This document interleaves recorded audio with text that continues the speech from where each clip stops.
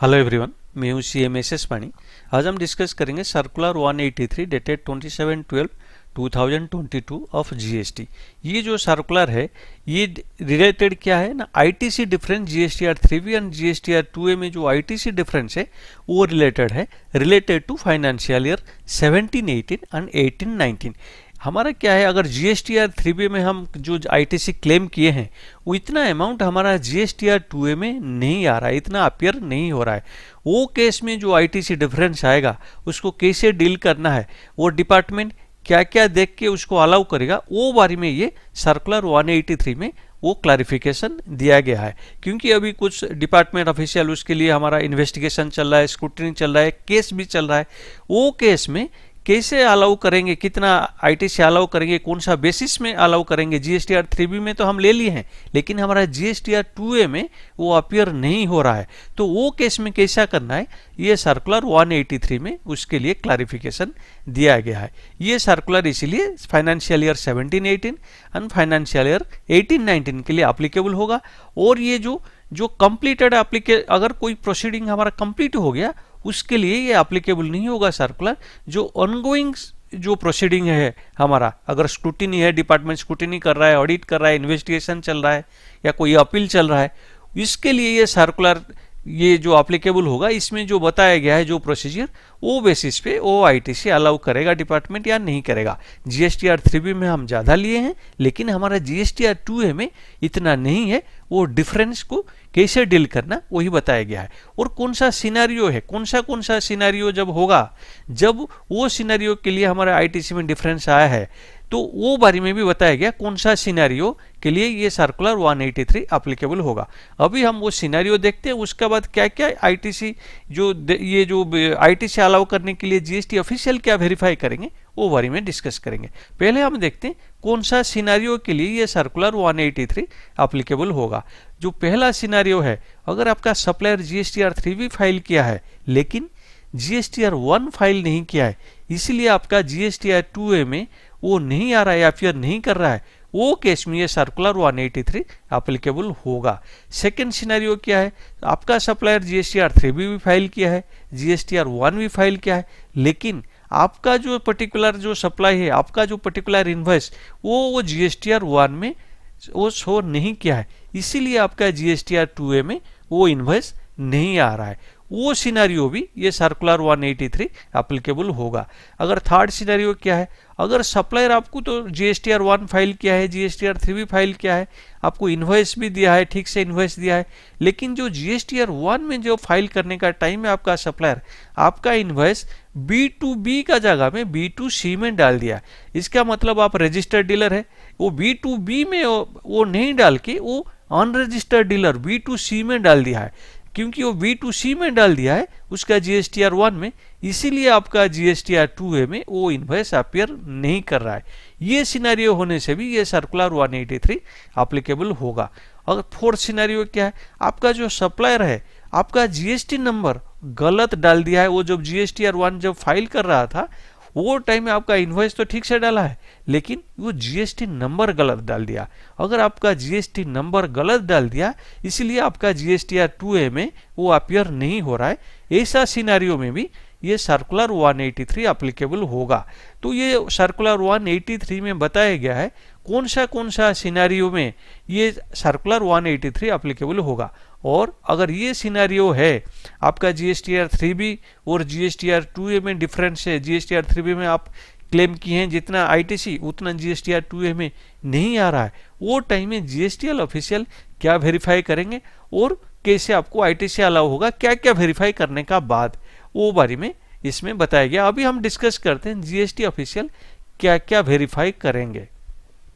तो हमारा जो नॉर्मल जब हम कोई ITC क्लेम करते हैं, हमारा जो नॉर्मल कंडीशन है वही चीज़ आप वो भी वेरिफिकेशन करेंगे, वो आपका पास है या नहीं वो बेसिस पे होगा। वन बाय वन डिस्कस करते हैं।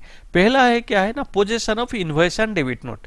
आप जो जिसका इन्वॉइस का ऊपर आप क्लेम किए हैं ITC लेकिन आपका GSTR 2A में वो नहीं है, GSTR 3B में आप क्लेम किए ITC लेकिन GSTR 2A में वो अपीयर नहीं हो रहा है, वो उसके लिए वो जो इन्वॉइस डेबिट नोट आपका पास होना चाहिए, पहला कंडीशन है।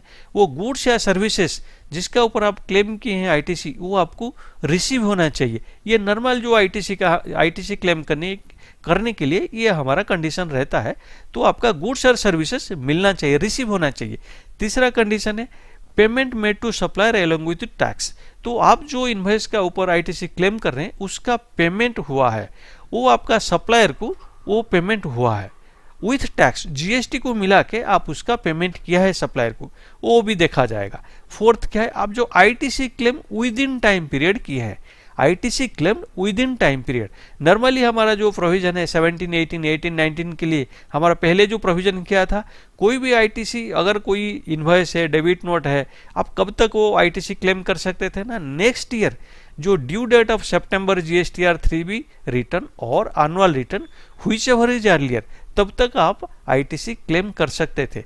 क्योंकि एनुअल रिटर्न का जो ये टाइम है वो दिसंबर का है, तो ऑल प्रैक्टिकल पर्पसेस के लिए ड्यू डेट ऑफ सितंबर जीएसटीआर 3B रिटर्न, तब तक आपको आईटीसी क्लेम करना है। अगर उसका बाद आप आईटीसी क्लेम करते हैं आपको नॉर्मली नहीं मिलता है, वो हमारा नॉर्मल प्रोविजन है। वही प्रोविजन देखा जाएगा आईटीसी आप वो टाइम पीरियड का अंदर क्लेम किए हैं या नहीं किए हैं, 17, 18 और 18, 19।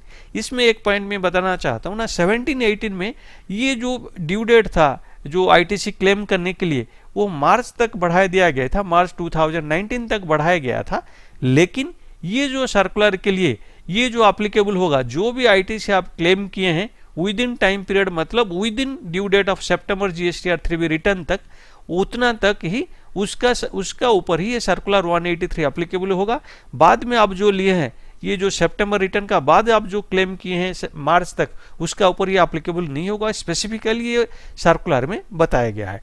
तो इसीलिए जो ITC claim with in time period, वो उसका अंदर आपको आईटीसी आप क्लेम किए हैं या नहीं किए वो भी देखा जाएगा।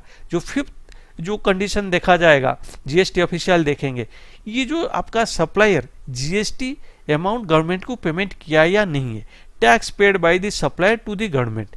आपको तो इन्वॉइस दे दिया, उसका ऊपर जो जीएसटी आया था वो जीएसटी वो सप्लायर गवर्नमेंट को पेमेंट किया है या नहीं किया है वो भी देखा जाएगा। लेकिन वो कैसे देखना है, कैसे वेरीफाई करेगा, जीएसटी ऑफिशियल वेरीफाई करेंगे, वो बारे में भी ये सर्कुलर में बताया गया है। अभी हम देखते हैं तो ये जो टैक्स पेमेंट हुआ या नहीं हुआ वो कैसे वेरिफिकेशन होगा।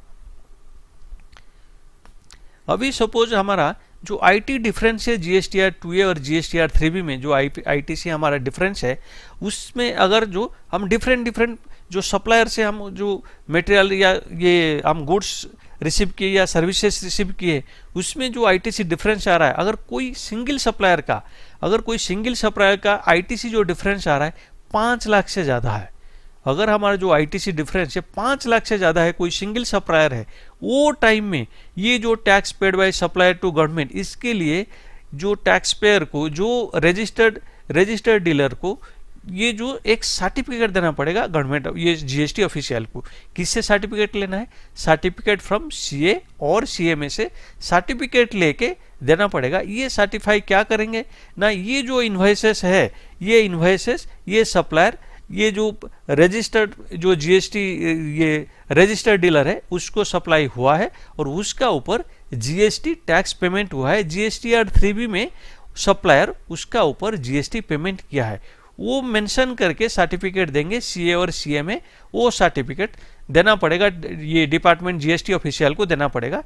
अगर कोई सप्लायर का ये जो डिफरेंस है आईटीसी डिफरेंस एक साल में 5 लाख से ज़्यादा होता है, लेकिन up to difference up to 5 lakh क्या है, अगर अप टू 5 लाख होता है वो केस में ये सर्टिफिकेट जरूरी नहीं है।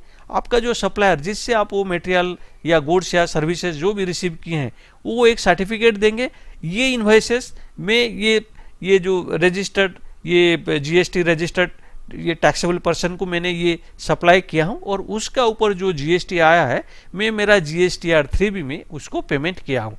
तो वो जो आईटीसी का डिफरेंस के लिए अगर अप टू 5 लाख से अगर डिफरेंस है तो सप्लायर से हमको देना पड़ेगा सर्टिफिकेट, लेकिन 5 लाख से अगर ज़्यादा हो गया तो सर्टिफिकेट देना पड़ेगा सीए या सीएमए से, सर्टिफिकेट लेके डिपार्टमेंट को देना पड़ेगा। अगर ये पॉइंट को अगर हम एक छोटा सा एग्जांपल लेके समझते हैं, सपोज हमारा आईटीसी डिफरेंस 20 लाख है, हम जीएसटीआर 3B में 20 लाख का ज़्यादा लिए हैं, हमारा वो जीएसटीआर 2A में अफेयर ही नहीं हो रहा है, नहीं दिख रहा है। अभी हम वो 20 लाख किस से जो डिफरेंस आ रहा है, जब हम उसको वेरिफिकेशन किए, हम देखें हमारा ऐसा 5 सप्लायर है जिसके लिए 20 लाख का डिफरेंस आ रहा है। से सप्लायर ए से जो हमको जो सप्लाई हुआ था उसमें आईटीसी डिफरेंस 6 लाख आ रहा है, बी से 5 लाख, सी से 4 लाख, डी से 3 लाख, ई से 2 लाख। अगर ऐसा सिनेरियो है तो ये सप्लायर ए के लिए हमको सीए और सीएमए से सर्टिफिकेट देना पड़ेगा डिपार्टमेंट को।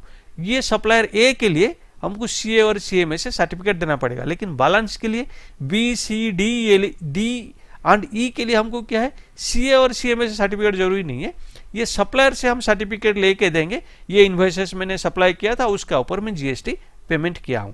तो ये जो tax paid by supplier to government ऐसे ही वेरिफिकेशन होगा, वही बताया गया है सर्कुलर 183 में। तो ये जो सर्कुलर स्पेसिफिकली 17, 18, 19 के लिए एप्लीकेबल होगा। जो आईटीसी डिफरेंस है उसको कैसे डील करना है वो बारे में ये बताया गया है। अगर इसके बारे में और कोई डाउट है तो प्लीज़ मुझे कमेंट करके बताइए। अगर मेरा वीडियो आपको पसंद आए, वीडियो को लाइक कीजिए, शेयर कीजिए और मेरा चैनल को सब्सक्राइब कीजिए। Thank you.